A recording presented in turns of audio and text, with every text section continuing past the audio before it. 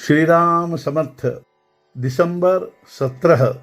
सब दुखों की जड़ देह बुद्धि है। परमार्थ का विषय वैसे कठिन है और सबको उलझन में डालने वाला है। जिसे यह विषय जान लेना हो उसके लिए मैं कौन हूँ यह जानने की अपेक्षा मैं कौन नहीं हूँ यह जानना अधिक महत्वपूर्ण है।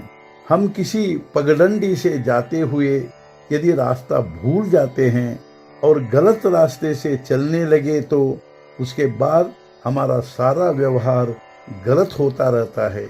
वैसे ही हम गणित का कोई सवाल हल करने बैठे और उसमें यदि एक आध अंक की भूल हो जाए तो फिर आगे का हिसाब अधिकाधिक गलत होता जाता है।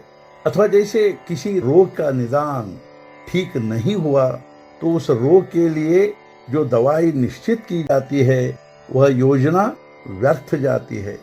उसी प्रकार मनुष्य के सामान्य गुणों की जानकारी नहीं हुई तो उसके गुणधर्मों पर आधारित परमार्थ का मार्ग जानना भी बहुत कठिन हो जाता है।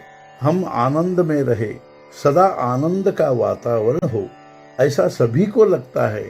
यह हुआ पहला गुणधर्म। इस आनंद में सदा के लिए हम रहे, कम से कम इस आनंद की वृत्ति में हम रहे, ऐसा भी हमें लगता है। सच पूछो तो मृत्यु किसी को भी अच्छी नहीं लगती। जीने की तीव्र इच्छा या नित्य बने रहने की चाह हम सभी में रहती है। परमेश्वर आनंद रूप है, वह चिरंतन है, हम में वह अंश रूप है। इसलिए हमें भी उसके जैसे शाश्वत रहने की स्वाभाविक इच्छा होती है, लेकिन हमारी मूल में ही राह गलत रही, इसलिए आगे के सभी व्यवहार ही गलत होते रहे। किसी के आंगन का पेड़ गिर जाए तो वह कहता है मेरा पेड़ गिर गया, लेकिन उसकी देह गिर गई तो हम उसकी देह गिर गई नहीं कहते, कहते हैं वह मर गया।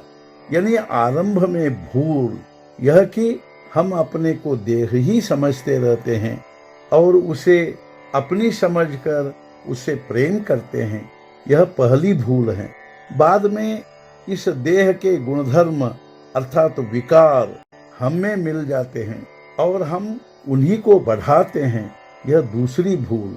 एक बार ये विकार हम में मिल जाते हैं तो उन्हीं को न रोकते हुए जिधर हमें ले जाते हैं उधर उनके पीछे जाते हैं और कभी कभी तो हम अपनी अक्ल भी चरने भेजते हैं या गिरवी रखते हैं, यह तीसरी भूल।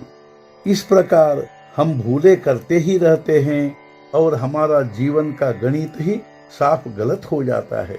कोई पेड़ काटना हो तो पहले उसकी शाखाएं काटी जाती है और फिर उसका तना काटते हैं। उसी प्रकार नीति धर्म के अनुसार बरतना यानी देह रूपी पेड़ को जो विकार की शाखाएं लगी हैं उन्हें काटना है। दूसरी योजना है सगुण भक्ति की। सगुण भक्ति करनी है तब मनुष्य मात्र क्षण मात्र के लिए क्यों न हो स्वयं को भूल जाता है और कहता है मैं तेरा हूँ। उस भगवान का सदा सहवास केवल नाम से ही होता है। नाम के सहवास में रहने से देह का प्रेम अपने आप नष्ट होता है और देह के कारण जो गृहस्थी या प्रपंच निर्माण किया है उसका प्रेम भी कम होगा। तब साधक को सर्वत्र परमेश्वर ही दिखाई देगा। आज का मुख्य विचार मैं कोई नहीं हूँ, सब कुछ राम ही है और मैं राम का हूँ, इसी मधुर भावना में आनंद से रहो। सद्गुरुनाथ महाराज की जय। जय जय रघुवीर समर्थ।